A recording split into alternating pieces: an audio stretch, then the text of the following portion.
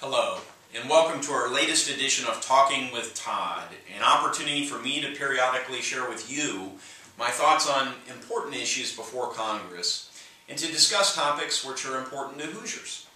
Today I'll focus on some of the proposals to reduce gun violence that have been discussed in recent weeks. Many of you have called or written the office to ask where I stand. Thank you.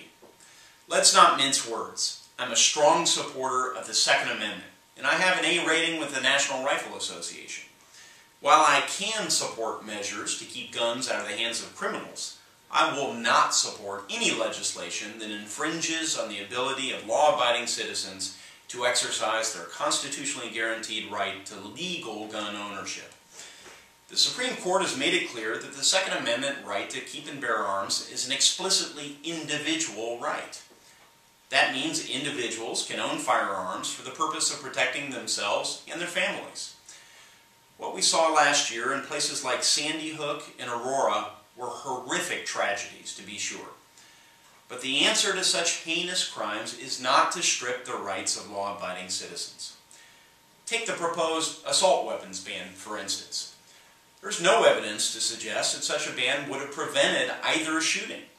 In fact, there's little evidence to suggest that the last assault weapons ban had any beneficial effect in reducing gun crimes or mass shootings.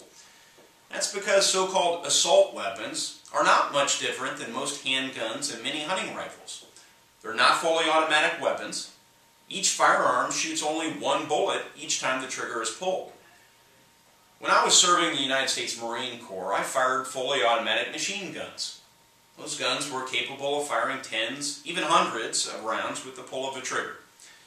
First-hand experience tells me there's a world of difference between those guns, which are reserved for military application, and the guns targeted by an assault weapons ban.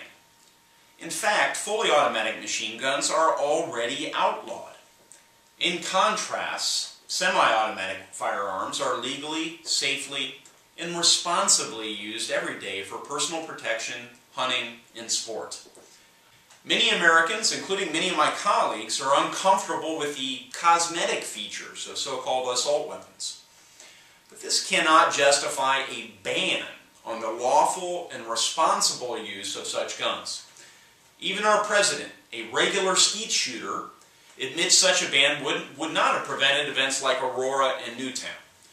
Instead, we should support measures to crack down on already illegal gun ownership. Other measures would ensure mechanisms are in place to keep guns out of the hands of criminals, to encourage law enforcement agencies to work together to share information about those who aren't allowed to own guns, and to examine our mental health care system to increase service to those who really need treatment. These are proposals from President Obama that I can support, but I cannot support an assault weapons ban or anything else that infringes on our constitutionally protected Second Amendment rights. So as the Senate begins working on these proposals, I'll be watching to see what legislation they decide to send to the House. If a given bill would strip rights from law-abiding citizens, I won't even consider it. If it would help combat gun crimes while respecting our fundamental rights, I'll give it fair and serious consideration. Thank you, and God bless.